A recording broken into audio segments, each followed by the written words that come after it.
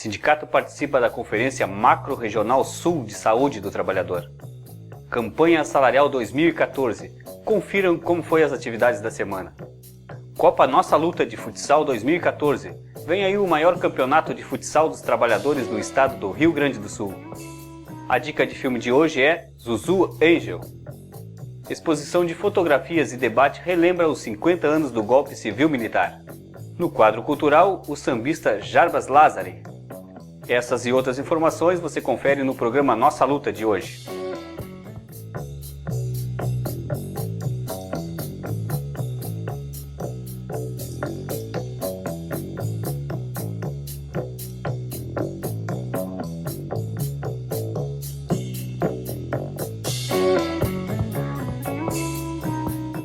Boa noite, eu sou o Clóvis Rogério e esse é o programa Nossa Luta, apresentado pelo Sindicato da Alimentação de Pelotas.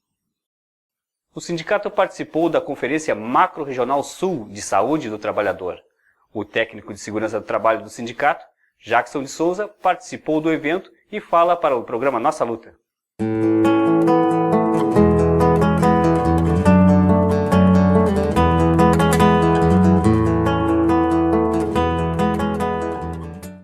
Hoje nós vamos trazer um relato geral, sim, da nossa participação no setor da ação sindical.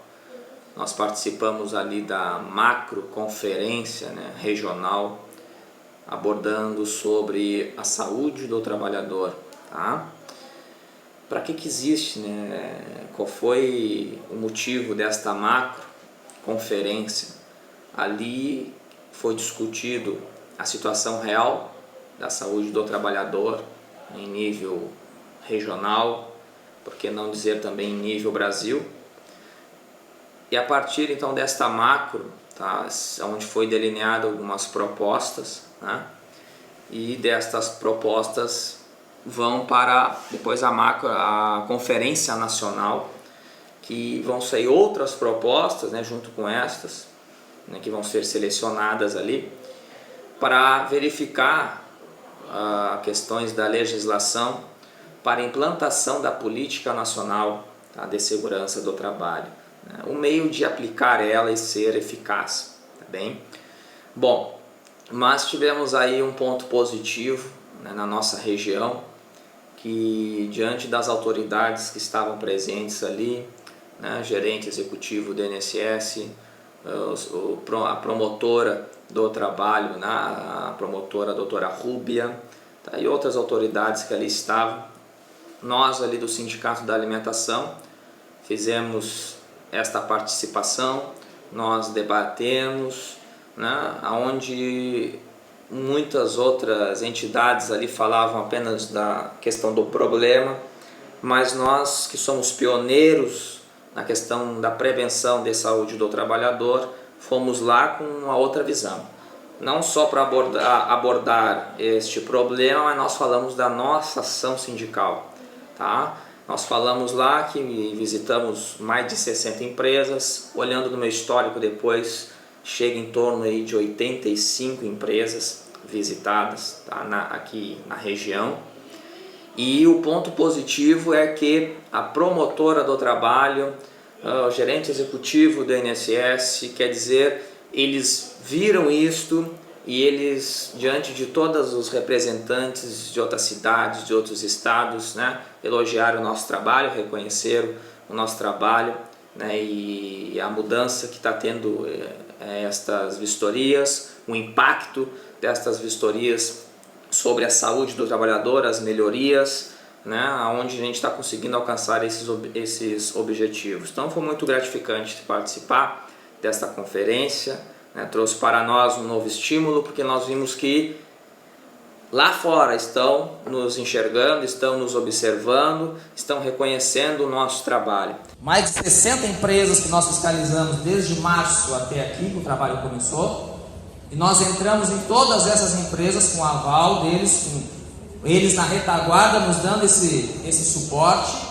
e nós fechamos um ano com saldo positivo, porque aquele trabalhador que estava exposto ao risco lá, o pó, Hoje tu chega lá, tem uma captação de pó para ele. Muitos dos casos não precisa nem usar mais o respirador, tá? Aquele trabalhador que ele não tinha um refeitório, hoje ele tem um refeitório dentro das condições.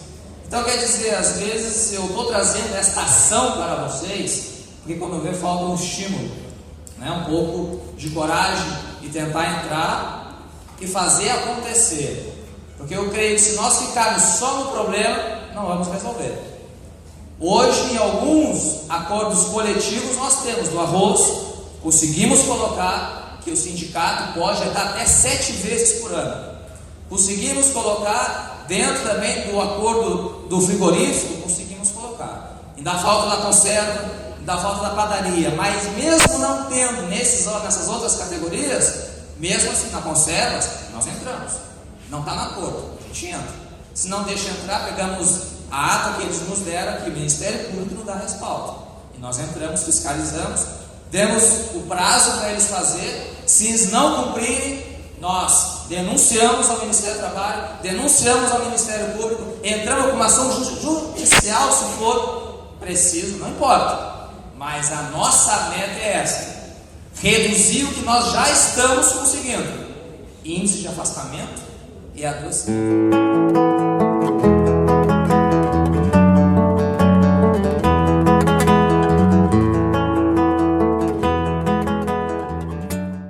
A saúde do trabalhador é, sem dúvida, uma das prioridades do Sindicato da Alimentação.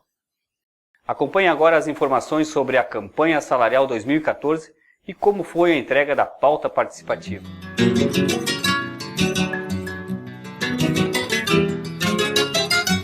Realizou vários atos em frente às roseiras de Pelotas na última semana de março. Foram elas a Roseira Pelotas, Josapar, Nelson Vende, Polisul, Extremo Sul, SLC e a Roseira Dib Peixoto, levando para a consulta dos trabalhadores a pauta participativa, onde os trabalhadores colocam as suas principais prioridades e a entregam à direção do sindicato, sendo que as propostas apresentadas na pauta participativa serão colocadas nas reuniões de negociação com a patronal. Por conta da mobilização no setor, nos últimos 2 anos o sindicato conseguiu fechar o dissídio com um aumento médio de 21%. Por isso, o objetivo da consulta é mobilizar os trabalhadores para a campanha salarial 2014.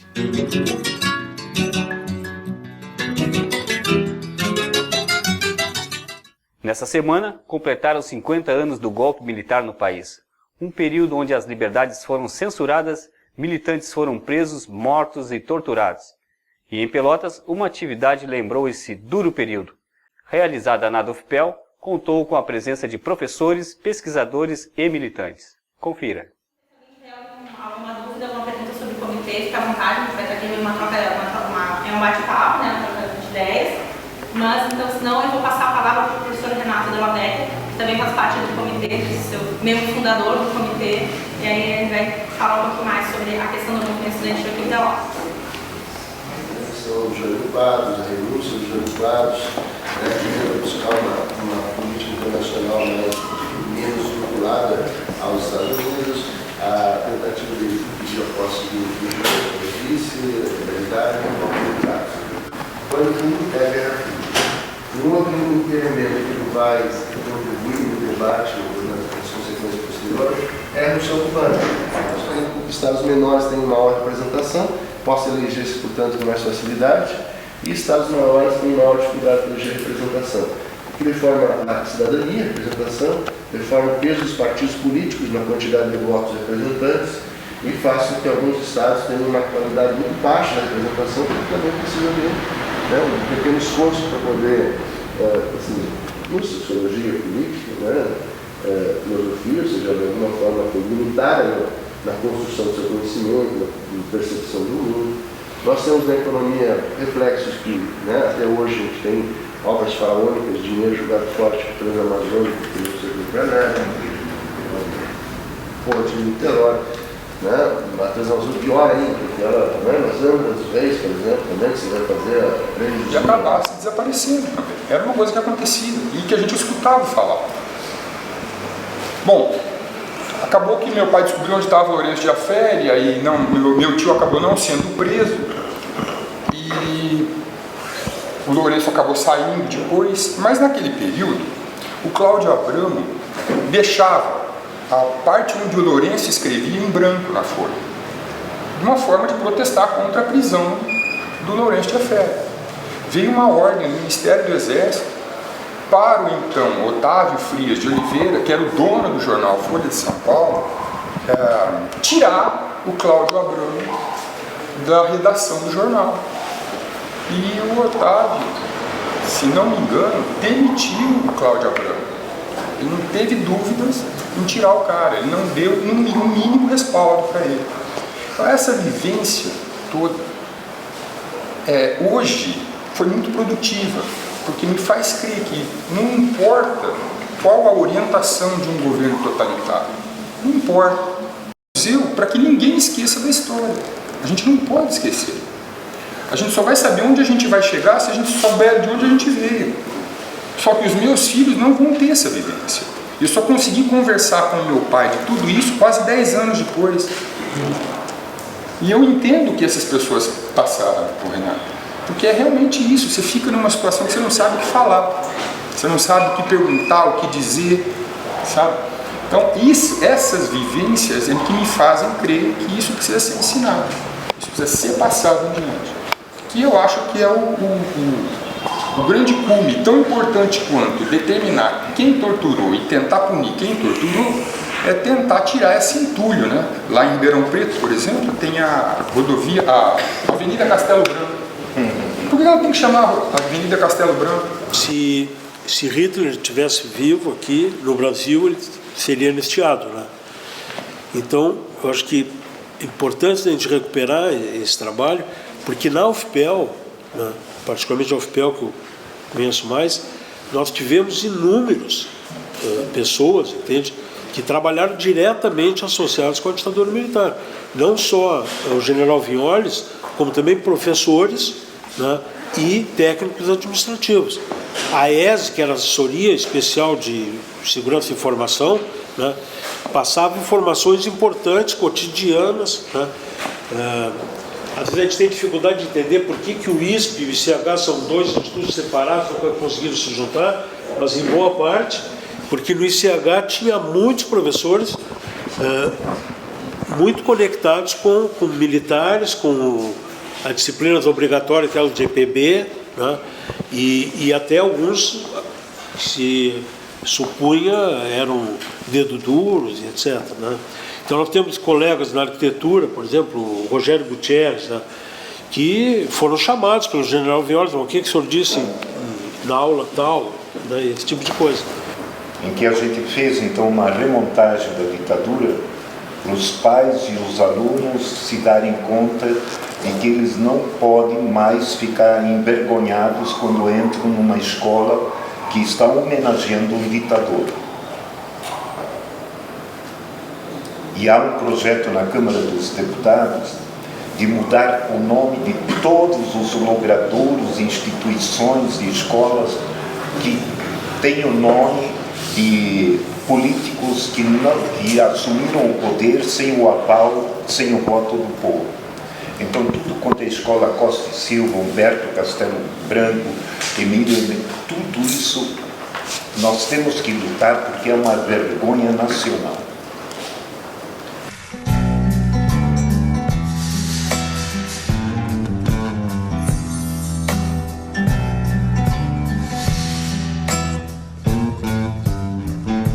Amor daquela vez como se fosse a última.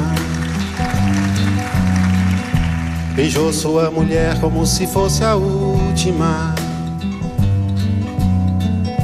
E cada filho seu como se fosse o único. E atravessou a rua com seu passo tímido. Subiu a construção como se fosse máquina. A dica de filme de hoje é Zuzu Angel, filme brasileiro de 2006, dirigido por Sérgio Rezende. Zuleika Angel Jones é uma estilista brasileira e teve seu filho torturado e assassinado pela ditadura militar. Confira.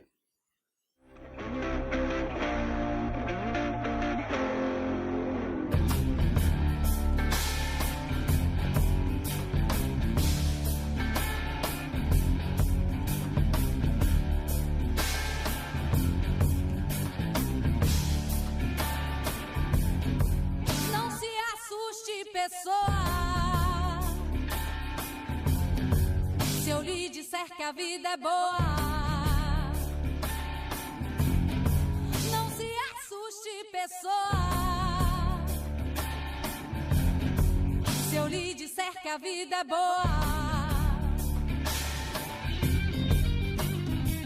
enquanto eles se batem, dê um rolê e você vai ouvir apenas quem já dizia: eu não tenho nada antes de você ser. Eu sou, eu sou, eu sou, eu sou amor da cabeça aos pés. Eu sou, eu sou, eu sou amor da cabeça aos pés. Eu sou, eu sou, eu sou amor da cabeça aos pés. E só tô beijando o rosto de quem dá valor, pra quem vale mais um gosto do que 100 mil réis. Eu sou, eu sou, eu sou amor da cabeça aos pés.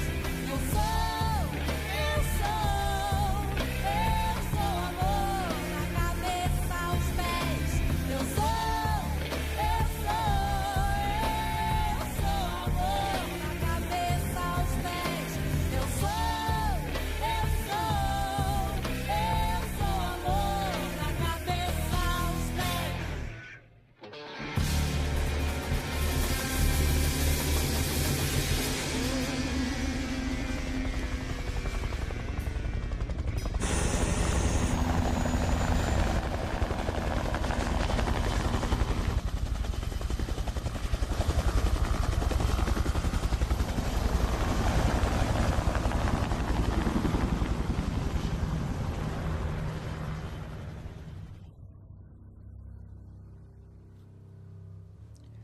Estou com medo de morrer.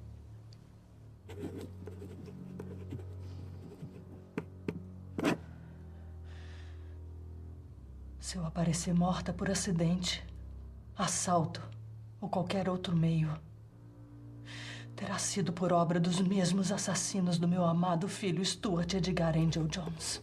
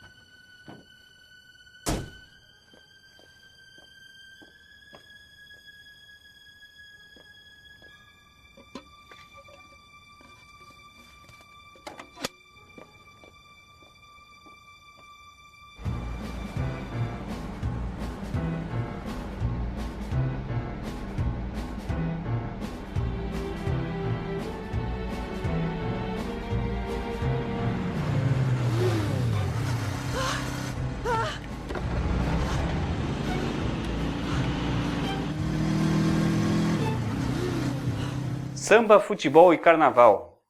Jarbas Lázaro, produtor e apresentador do programa Samba e Liberdade da Rádio Com, conversou conosco. O termo samba é um termo polissêmico.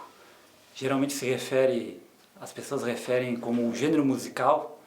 O gênero musical surge na década de 20, 30 e se consolida como tal, a partir do Rio de Janeiro.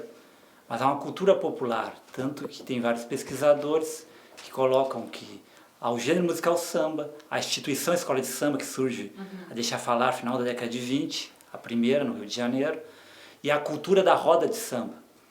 Se a gente falar dessa cultura da roda de samba, essas práticas de dança e de musicalidade têm realmente a ver com sambas e batuques, nos remetem à África Banto, a África Central, e aí a referência para a gente ter uma ideia em termos do mundo atual, Angola.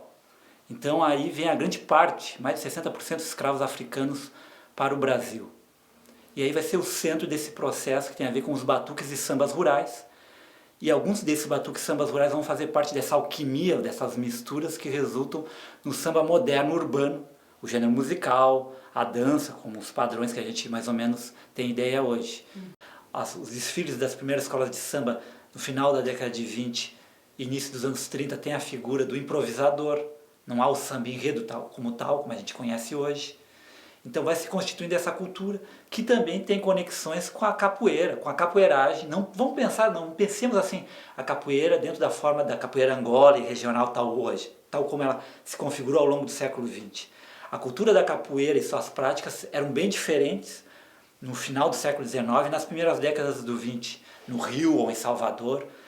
Mas no caso do samba de Pelotas, as escolas de samba, é interessante a gente realçar a característica da bateria, o supapo, o tambor, que era uma característica, um andamento próprio das escolas de samba. Havia o sopro. Tudo isso dava uma sonoridade singular, cadenciada, diferente do que é hoje um padrão que se acelerou muito. Inclusive no Rio se acelerou muito as escolas de samba, o andamento delas no carnaval. E também essa cultura era ligada, por exemplo, a figuras como os engraxates, que faziam a batucada na Praça Coronel Pedro Osório e em outros locais. E isso é interessante porque se havia esse núcleo de engraxates que faziam batucada na lata de engraxar, havia, por outro lado, na cidade de São Paulo, também um núcleo de engraxates, que também faziam batucadas, mas iam além, porque havia a tiririca, havia a prática também desse samba com capoeiragem em São Paulo. Aqui havia só essa prática da batucada, alguns às vezes cantavam, mas geralmente era tirar o ritmo, né? Então havia esses elementos próprios do Carnaval de Pelotas, que também tinham uma conexão com o futebol local, né? Ou seja, a velha história do Brasil com a Teles. É interessante a gente pensar que o Brasil tem uma história de uma raiz negra, afro-brasileira muito própria. Antes do termo chavante, que é da década de 40, havia os negrinhos da estação, um termo que remete à década de 20, 30. Então é importante a gente ver essas conexões que levam a que hoje ainda haja essa questão da bateria da General Teles com a charanga do Grêmio Esportivo Brasil.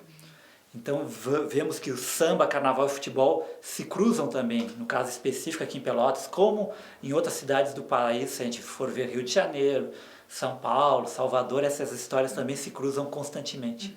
Eu diria que ela, hoje não tanto, mas que ela foi ao longo do século XX, sem dúvida nenhuma, o principal centro urbano de uma cultura afro-brasileira, com muita especificidade, com muitos elementos singulares, e que tinham práticas culturais muito fortes e, ao mesmo tempo, depois do advento do mundo do rádio, essas práticas, dialogando com a influência carioca central, conseguiram se reinventar. E tinham individualidades, por exemplo, quem fizer pesquisa vai ver sambistas como Fordeco, Bola de Neve, Zé da Cuíca, autores de Senhor Prefeito, samba que remete à enchente da Castilha da década de 50, um samba antológico, um clássico, que foi gravado pelo Solon Silva, né, música popular pelotense.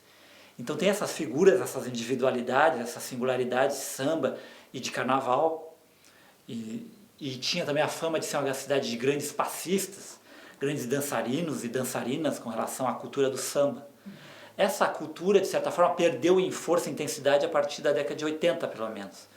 Tanto que o supapo perdeu o seu lugar central nas baterias da escola de samba, a sonoridade se transformou, se acelerou o desfile. O terreiro tem a ver com a cultura afro-brasileira e com todos esses elementos que tem a ver com o samba, que atravessam o carnaval e o futebol, mas também tem a ver com batuque e nação, no caso do Rio Grande do Sul, com umbanda, com candomblé. E apesar que, sem dúvida, Pelotas teve um papel, e hoje é menor nessa história de cultura popular urbana de forte base, de africanidade, de negritude brasileira, Rio Grande é importante, é conectada, é muito... Ou seja, a gente tem que pensar mais globalmente, articulando o que eu diria cidades do mundo atlântico. Claro que elas têm, e Pelotas tem conexão com o Pampa, mas ela tem uma conexão ainda maior pela sua cultura popular urbana com o mundo atlântico. E Pelotas e Rio Grande tem a ver com isso. E aí vem a questão articulada com o Rio de Janeiro e a questão do Porto de Rio Grande, o Porto de Pelotas. E Porto Alegre é importante. Porto Alegre porque é a capital, Porto Alegre porque tinha a Ilhota, a Cidade Baixa, Aí há um núcleo de cultura popular de base negra muito importante, da onde saiu o grande compositor da história do samba do estado, do Rio Grande do Sul, um dos grandes nomes nacionais, que é o Lupicínio. Em Porto Alegre vai brilhar outro grande nome da história do samba como compositor, que é o Túlio Piva, muito esquecido, mas também pela questão do futebol, por exemplo. Uma sociabilidade negra que tem a ver com ligas de jogadores negros, na década de 10, 20, 30, que havia a Liga José Patrocínio, havia em Pelotas, Rio Grande, a liga chamada Liga de Canela Preta, assim que os jornais tradicionais de Porto Alegre se referiam à Liga dos Jogadores Negros em Porto Alegre, da onde saiu aquele que a gente pode dizer que é o maior jogador da história do futebol do Rio Grande do Sul, Tesourinha. Então há uma tradição também, sempre mesclando essa cultura popular de base negra, samba, carnaval, futebol, religiosidade, ou seja, o Batuque Nação, que é uma religiosidade, uma religião afro-sul-rio-grandense, mas também a presença forte da Umbanda e formas também de candomblé. Então é um universo onde Pelotas teve um destaque muito importante, ainda tem, mas foi maior no passado, principalmente até os anos 70 e 80. Houve transformações que têm a ver com rompimento de geração. Na década de 70 a gente já tem movimentos negros de luta por direitos civis, que já vem dos anos 50, 60, que ressoam muito na questão da black music. Essa questão entra forte em Pelotas, tem uma história muito própria, importante na cidade, que tem até hoje uma memória relacionada a isso, festas que recuperam essa memória da negritude pelotense dos anos 70 e 80. Tem a questão da televisão, que traz todo um universo próprio, né? Ou seja, o funk, não o atual, mas aí vamos pegar um nome, Tony Tornado. Tem todo esse mundo, o próprio Jorge Ben, nesse jogo entre o samba, o funk, o blues. Tudo isso vai influenciando, vai haver transformações. Então, o avô sambista e o filho dele, que era sambista, o neto daquele avô, já talvez, provavelmente, não vai ser sambista, já nos anos 70 para 80. Alguns vão ser, outros não. Os anos 80 vai ter a onda do pagode romântico, que entra nos anos 90. Aí vai ter a nova onda do funk no sentido atual. Vai ter também a questão do hip hop, muito forte nas periferias, determinadas regiões de periferia de Pelotas. Então vai haver várias transformações. A escola de samba, que era um centro de cultura popular do samba, ela deixa de ser isso.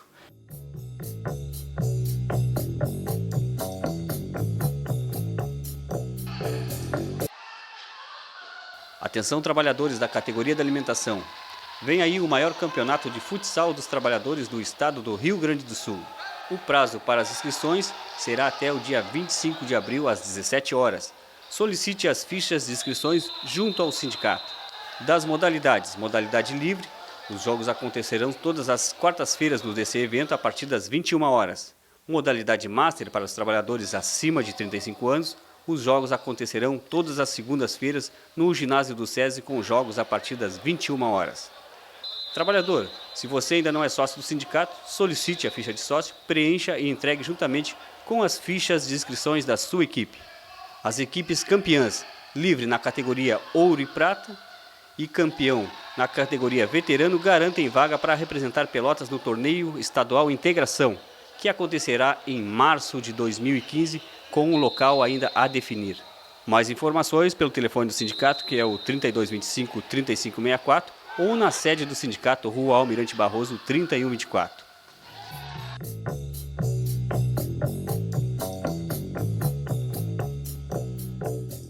Esse foi o programa Nossa Luta, apresentado pelo Sindicato da Alimentação. Para acompanhar esse e outros programas, acesse no YouTube, coloque lá, Nossa Luta 1.tv. Nós voltamos na semana que vem. Uma boa noite a todos e a todas e até lá.